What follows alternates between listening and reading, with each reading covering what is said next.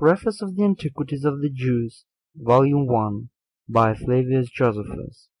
translated by William Whiston.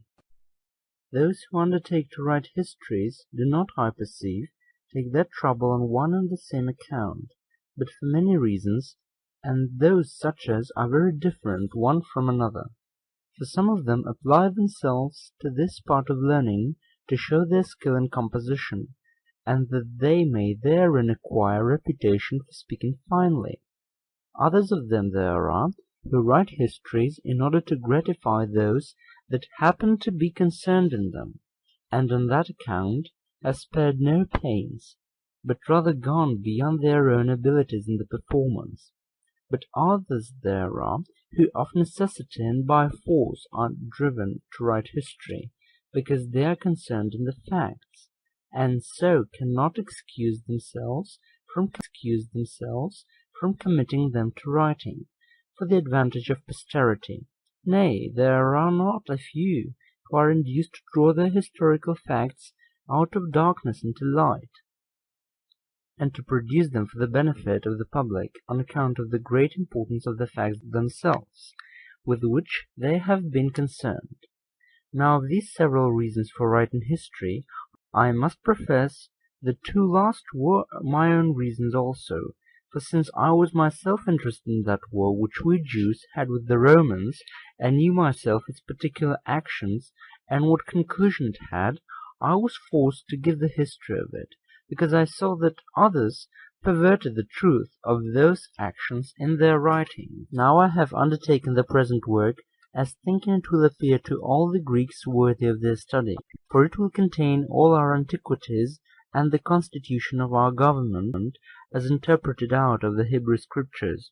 And indeed I did formerly intend, when I wrote of the war, to explain who the Jews originally were, what fortunes they had been subject to, and by what legislatures they had been instructed in piety and the exercise of other virtues, what wars also they had made in remote ages, till they were unwillingly engaged in this last with the Romans. But because this work would take up a great compass, I separated it into a said treatise by itself, with a beginning of its own, and its own conclusion. But in process of time, as usually happens to such as undertake great things, I grew weary and went on slowly, it being a large subject, and a difficult thing to translate our history into a foreign, and to us unaccustomed language.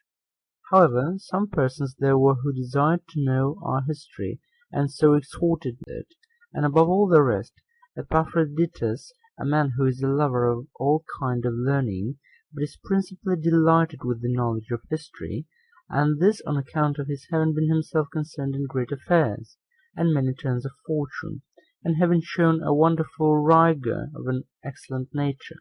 and an immovable virtuous resolution in them all. I yielded to this man's persuasions, who always excites such as have abilities in what is useful and acceptable, to join their endeavours with his. I was also ashamed myself to permit any laziness of disposition to have a greater influence upon me than the delight of taking pains in such studies as were very useful. I thereupon stirred up myself, and went on with my work more cheerfully.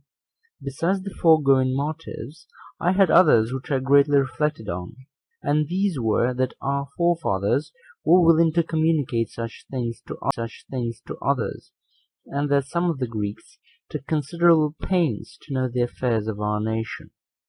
I found, therefore, that the second of the Ptolemies was a king, who was extraordinarily diligent in what concerned learning and the collection of books,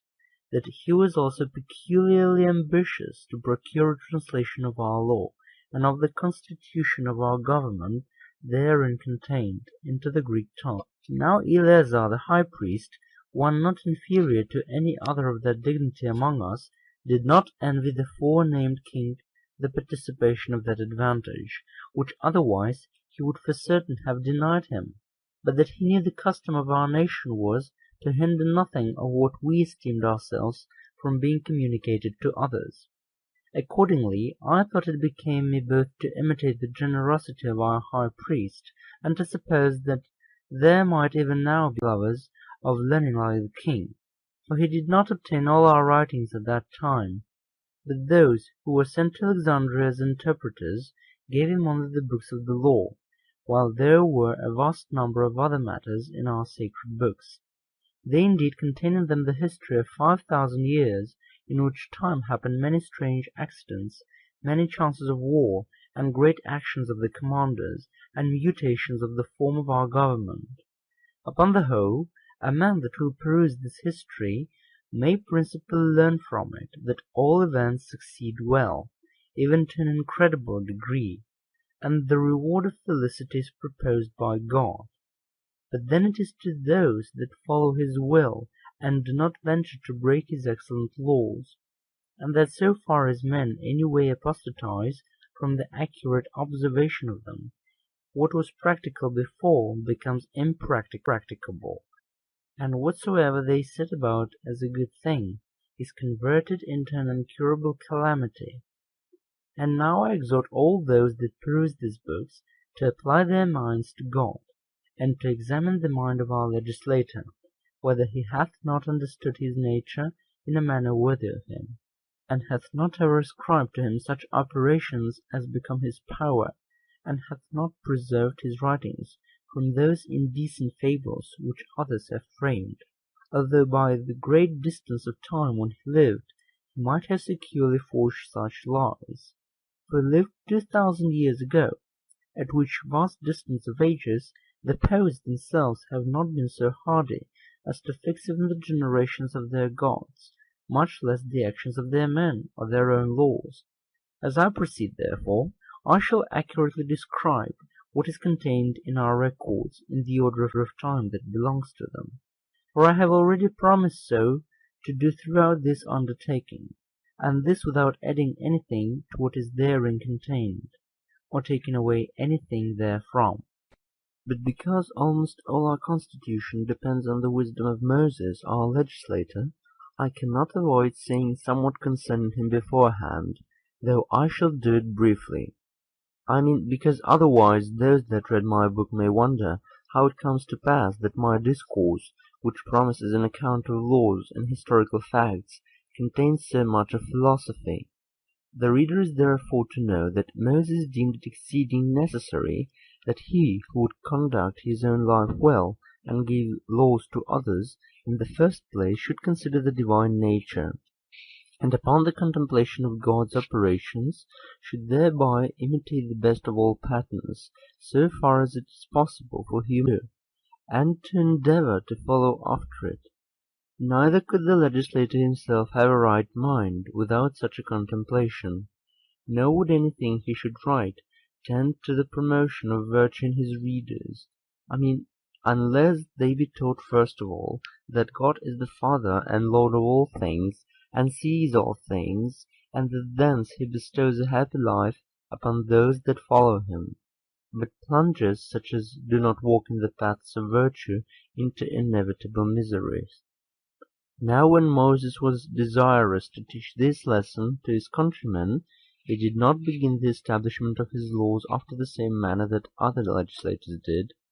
I mean upon contracts and other rights between one man and another, but by raising their minds upwards to regard God and his creation of the world, and by persuading them that we men are the most excellent of the God upon earth.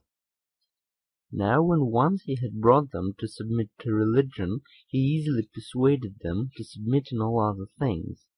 For as to other legislators, they followed fables, and by their discourses transferred the most reproachful of human vices unto the gods, and afforded wicked men the most plausible excuses for their crimes.